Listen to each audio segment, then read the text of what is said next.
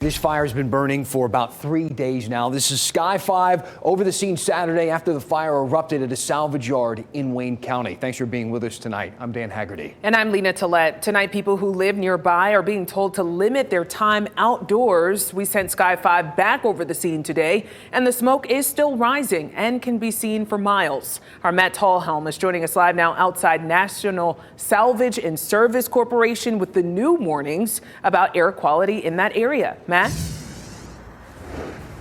Yeah, Lena, the fire marshal here is saying you should definitely avoid this area, limit your exposure, especially if you live around here.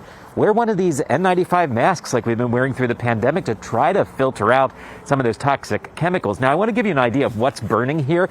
These piles of railroad ties that the company recycles and uses them for fuel and landscaping. You can see, though, as the sun starts to set here, that haze, all that smoke pouring from this site. It's expected to do that for days. The wind was salvation for the McCary family home. God was so good because the wind, the whole day, we couldn't believe it, the whole day the wind stayed that way. Stacy McCary watched from across the street Saturday as fire ripped through rows of railroad ties at National Salvage and Service Corporation. Just intense, especially over there, right close to the road.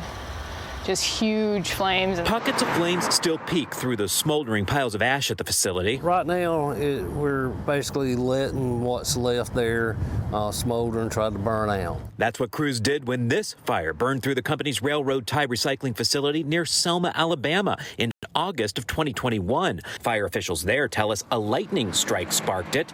In Dudley, local, state, and federal investigators are raking through the rubble to determine what started the fire here. There had been some other fires at this facility in the past. Of course, none to this magnitude. There were small fires. Wayne County Fire Marshal Brian Taylor says the railroad ties are burning off a wood preservative called creosote. He urges people who live nearby to limit their exposure. All smoke is not healthy, but this just adds an additional concern there for the public to stay out of it as much as possible. McCary is avoiding the air outside. Kind of like a burning smell.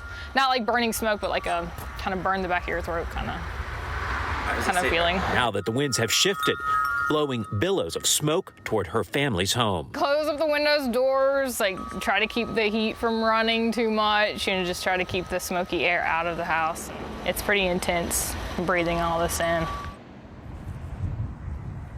Yeah, it definitely does burn your throat, your eyes, your nose. If you're out here for too long, you can see this is a live look at some of those hot spots, the flames still popping up from where that fire burned. That's the area over there right along the highway that investigators have really been focused on, and they do expect that will continue to burn. That smoke will continue to come out of here for several days. We saw one of the tanker trucks that's been going back there trying to put out some of those spots. They just left the scene here, but it is contained into this property, so they don't expect it will billow out or cause any problems elsewhere. The most recent state inspection of this facility found no violations here, and the company spokesperson tells me they are working with investigators. They want to know just as much as those investigators do what sparked this fire.